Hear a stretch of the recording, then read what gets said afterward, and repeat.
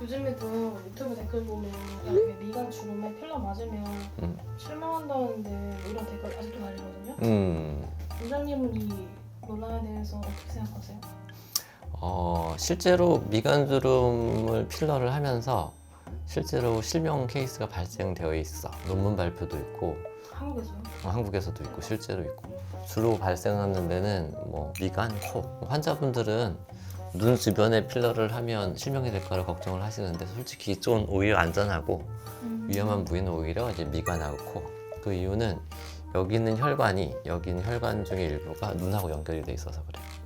이쪽은 오히려 안전해. 눈 밑은 오히려 안전해. 결국 혈관을 피해가면 실명이 발생할 수는 없겠지. 그래서 피해갈 수 있는 방법이 몇 가지가 있는 거야. 내 생각은 필러를 시술한 선생님이 경험이 많으시고 숙달돼 있다고 한다면 실명이 발생할 가능성은 매우 낮다. 실제적인 예를 들자고 한다고 하면은 내가 미간 주름 시술한 지가 거의 20년 다 돼가거든. 솔직히 문제가 안 되었기 때문에 이거 어떻게 피해갈 것이냐. 이걸 일단 설명을 해보면 기본적으로 여기에 혈관이 지나가는 위치가 대충 정해져 있어. 중요한 혈관이 지나가는 위치가 정해져 있으니까 그 위치를 일단 피해가면 되고 첫 번째. 두 번째는 그 위치보다 더 중요한 게 깊이야. 이 혈관이 주행하는 깊이가 있거든. 그러니까 그 깊이만 피해서 넣으면 돼. 주사할 때, 필러할 때. 혈관이 없는 위치에. 가장 쉬운 예로 들자고 하면 이제 뼈 바로 위에는 혈관이 없어. 그러니까 필러를 뼈 바로 위에 넣는 거지. 거긴 어떻게 해도 문제가 안 되는 거지. 그래서 혈관의 위치와 혈관의 깊이를 제대로 경험을 하고 공부를 했으면 피할 수 있을 것이다. 세 번째는 뭐가 있냐면 바늘을 쓰지 않고 끝이 뭉툭한 캐뉼라라는 걸 써. 끝이 뭉툭하니까 혈관을 만나도 혈관을 뚫지 못하고 미끄러진다는 개념. 그래서 중요한 게 네 번째는 그 끝이 뭉툭한 걸 아예 굵은 걸 써버리는 거야. 실명이 발생하는 이유는 그 바늘이 혈관을 타고 들어간 상태에서 필러를 주사하는 거거든. 근데 이게 캐뉼라가 굵으면 혹시 혈관을 터뜨렸어도 혈관을 타고 들어가지 못하겠지. 그러니까 필러가 주변으로 퍼지면 퍼졌지 혈관을 타고 못 들어간단 말이지. 그래서 이게 네 가지를 잘 지켜주면 문제가 없다라고 보는 입장이고, 뭐 실제로 나도 20년 동안 시술하면서 혈관이 터진 경우도 없고 나는 매우 안전하다고 보는 입장인데, 이제 그럼 사고는 왜 발생하느냐? 아마도 첫 번째는 경험 부족이야. 뭐냐면은 내가 혈관의 위치와 깊이를 알고 있더라도 경험이 부족하면 그게 흔들려. 내가 거기다 주사기를 꽂았는데 거기다 넣고 싶은데 초보자들은 이게 약간 움직여. 그래서 문제 발생할 수 있다고 보는 거고, 바늘을 쓰는 경우 이럴 땐 좀 위험할 수 있다고 보는 거야. 그게 아니면 난 안전하다고 생각해. 다 끝났나? 그러면 이 실명이 증상이 만약 어떻게 나타나는 거예요? 바로 나타나는지 아니면 좀 나도 얘기로만 들었는데 바로 나타나는 거야. 주사 맞자마자 바로. 그러니까 그게 되게 어려운 거야. 솔직히 실명시키기 쉽지가 않은 건데 혈관에 정확히 캐뉼라가 들어가 있는 상태에서 꽤 센 압력으로 필러를 밀어 넣어서 순간적으로 혈관을 딱 막아버려야 되는 거거든. 그래서 바로 앞이 안 보인다고 하더라고, 얘기 들어보면. 근데 실제로는 미간 필러를 하는 병원들이 많지는 않아. 이런 사례 때문에요? 아니면 실명이 된다라는 것 때문에 경험이 많지 않은 선생님들께서 아예 안 하시지. 미간은 필러를 하면 안 된다라고 알고 계시지, 기본적으로는. 다 끝났나? 근데 미간 쪽이 되게 위험하단 말이 많잖아요. 이게 어떻게 보면 부작용 중에 하나인데 이것 말고도 일어날 수 있는 부작용 또 있을까요? 필러의 부작용은 크게 보면은 크게 보면 두 가지야. 하나는 혈관이 막히는 경우. 혈관이 막힘으로써 나타나는 현상이 이제 실명이라는 게 나타날 수 있고, 두 번째는 피부 괴사. 그쪽 피부가 이제 죽어버리는 거지. 그러니까 피부는 혈관을 통해서 피부가 살아가고 있는데 혈관이 막혀버리면 그걸로 피가 안 지나가면 이 피부가 썩어버리는 거지. 그건 또 어디서 많이 발생하면 코필러 할 때 많이 발생해. 그래서 코필러하고 피부가 괴사돼서 오는 경우들이 가끔가다 있지. 근데 똑같은 원리야. 바늘을 쓰지 않고 캐뉼라를 사용하고 혈관의 위치, 깊이만 피해가면 안전하다라는 게 기본적인 개념인 건데, 이제 선생님들 따라 이제 개인차 발생할 수 있겠지. 근데 실명보다는 피부 괴사가 좀 더 흔한 부작용에 들어가. 아직까지는 본 적은 없는데 어쨌든 간에 발생할 수 있는 부작용으로 알려져 있고, 그 두 번째 부작용은 뭐냐면 알레르기야. 이게 내 몸이랑 안 맞는 경우에 필러를 넣은 자리가 붓는 경우가 발생하더라고. 그래서 언제 붓냐? 바로 붓지는 않고 알레르기니까. 알레르기는 내 몸에 들어오고 나서 몇 달 후부터 발생하거든. 보통 보니까 6개월에서 1년 정도 지나면 필러 넣었던 자리에 붓기 시작하더라고. 부었다 가라앉았다, 부었다 가라앉았다. 그럼 이거 어떻게 해결하냐? 알레르기니까 약을 먹으면 해결이 돼. 그러니까 내 경험상 보니까 알레르기 발생한 환자의 50% 정도는 약을 먹어서 해결이 되고 50% 정도는 약을 먹어도 해결이 안 되더라고. 그럴 때는 녹여버리면 돼. 요즘은 거의 다 히알루론산 필러를 쓰고 있기 때문에 히알루론산 필러의 가장 큰 장점이 녹일 수 있다는 거야. 약물을 투여를 하면 히알루론산 필러 물로 변해버려. 물로면서 그 자리에 바로 녹아버려. 그래서 바로 없어져. 그래서 좀 좋은 필러들은 진짜 잘 녹아. 놓자마자 쑥 들어가고 좀 안 좋은 필러들은 잘 안 녹는 경우, 여러 번 녹여야 되는 경우도 존재하기는 해. 그래서 요즘 보면 이런 얘기들을 많이 해. 필러는 많이 위험하고 나쁘다라는 말씀들을 많이 하시고 뭐 스컬트라 주베룩이 좀 더 안전하다는 말씀들을 많이 하시는데 오히려 부작용이 발생을 하면 주베룩과 스컬트라 부작용이 발생하거든. 애들 뭐 피부가 울퉁불퉁해지는 경우도 있고 딱딱해지는 경우도 있단 말이야. 걔는 근데 되게 치료가 어려워. 하지만 히알루론산 필러는 주사 한 방이면 해결이 돼버리기 때문에 오히려 난 더 안전하다는 입장. 내 개인적인 의견으로는 방금 얘기했던 피부 괴사라든지 실명이라는 부작용이 너무 부각이 돼서 그런 건데 이건 부작용만 발생하지 않으면 훨씬 더 안전한 건데 주베룩이나 어떻게 스컬트라보다는 히알루론산 필러 훨씬 더 많이 하고 있거든요. 현재 전 세계적으로 훨씬 더 많이 하고 있기 때문에 부작용이 부각이 되는 거지.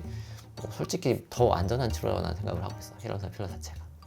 알겠지? 두 가지 부작용 중에 하나 첫 번째가 괴사였잖아요. 그럼 괴사가 일어났을 때 대체 치료 방법은? 그래서 가장 좋은 방법은 피가 뭐 몇 시간 안 갔다고 해서 피가 바로 죽는 건 아니거든. 그래서 문제가 발생하면 바로 녹여버리면 돼. 혈관이 막힌 상황이니까 바로 녹여버리면 혈관이 열리게 되거든.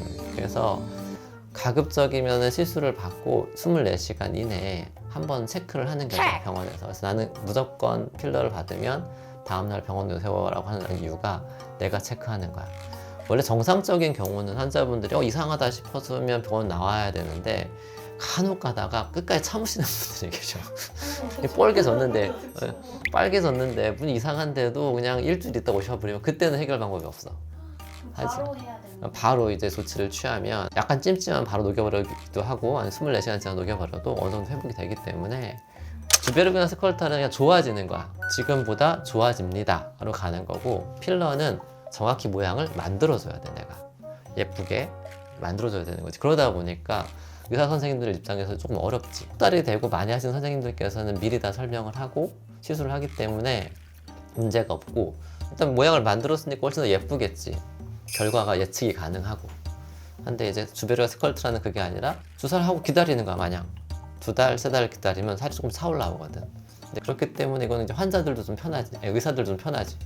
시술을 했기 때문에 결과는 환자분이랑 환자분의 성향에 따라 달라지는 거니까. 그래서 좀 더 편하기 때문에 의사 선생님들도 이게 시술이 편하니까 좀 선호하는 경향이 있고 또 이제 안전하다고 또 얘기를 하는 것도 있지. 하지만 조금 필러 시술 많이 하는 선생님들은 필러가 훨씬 더 좋다고 생각을 하고 있어. 주베룩이나 스컬트는 결과가 오래 간다라는 장점을 내세우거든. 한번 살이 차올라오면 뭐 3년 간다, 2년 간다 설명을 하시는데 한 6주에서 8주 간격으로 한 2-3번 정도 시술하는 걸 원칙으로 하거든. 주베룩 스컬트 같은 경우는. 필러는 유지기간이 1년에서 2년 사이야. 실제로 보면은. 그러면 얘는 1년에 한 번씩 하면은 3번 하면은 3년 가는 거야. 그치? 어차피 주베룩도 3번 하는 거고 필러도 3번 하는 거잖아. 그런데 좋은 점이 하나 있어. 필러가 뭐가 좋냐면은 실제로 필러가 녹아서 없어지긴 하지만 녹아서 없어지는 과정에서 주베룩과 스컬트와 마찬가지로 콜라겐을 만들어내기 때문에 한 2번 정도 시술을 하고 3년 후에 봐도 지금보다 훨씬 좋은 상태에 유지가 돼. 그래서 장기적으로 봐도 결과가 필러가 훨씬 더 오래 유지가 돼. 실제로 보면은. 내가 이제 환자를 많이 봤기 때문에.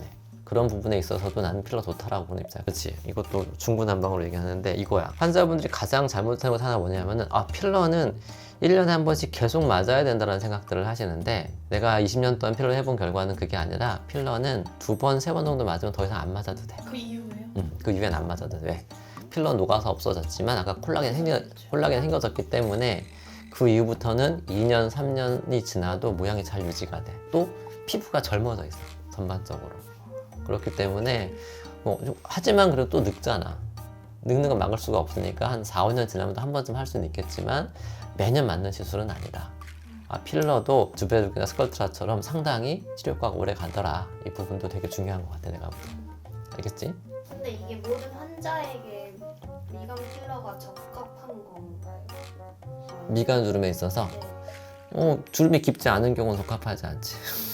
필러 시술이 필요한 경우는 가만히 있어도 주름이 깊어 보이는 경우, 표정을 짓지 않아도 주름이 딱 보이시는 분들은 무조건 필러를 하셔야 되는 거고, 찡그렸을 때 주름이 보이시는 분들은 굳이 필러는 필요 없고, 근데 이제 보톡스를 맞아주면 되지. 보톡스를 맞으면 안 찡그려지니까. 한마디 더 해줄게. 보통 환자분들은 보톡스를 맞으면 주름을 지우기 위해서 만든다고 생각하시거든. 아, 나 주름이 싫어서 보톡스를 맞아. 보톡스를 맞으면 주름이 펴지니까 맞아라고 생각을 하시는데 그 개념을 바꿔야 돼. 뭐 어떻게 바꿔야 되냐면 보톡스를 맞으면 주름이 깊어지는 걸 예방한다로 바꾸면 돼. 그러니까 환자는 이렇게 생각한단 말이야. 보톡스를 맞아서 주름이 지워졌는데 에이 효과가 3개월밖에 안 가, 4개월밖에 안 가 이렇게 생각하신단 말이야. 그렇게 생각하시면 안 되고, 보톡스를 맞으면 찡그리는 게 안 되잖아. 이게 찡그리는 게 안 되니까 주름이 깊어지는 게 예방이 돼. 많이 찡그릴수록 점점 주름이 깊어지는 건데, 보톡스를 맞으면 안 찡그러지니까 안 깊어진단 말이야. 그러면은 반대로 내가 1년에 2번, 3번 보톡스를 맞으면 주름이 깊어지지 않는다로 생각을 하면 접근이 쉬워져. 근데 보통 사람들은 효과가 3개월밖에 안 가. 그게 아니라 아이크림을 바르지 말고, 눈가는 아이크림을 바르지 말고 1년에 2-3번 보톡스 맞는 게 훨씬 더 효과적이야. 10배 이상 효과적이야. 10배 이상. 이해가 됐지? 보톡스의 개념이. 이게 되게 중요한 개념, 이 개념. 오케이?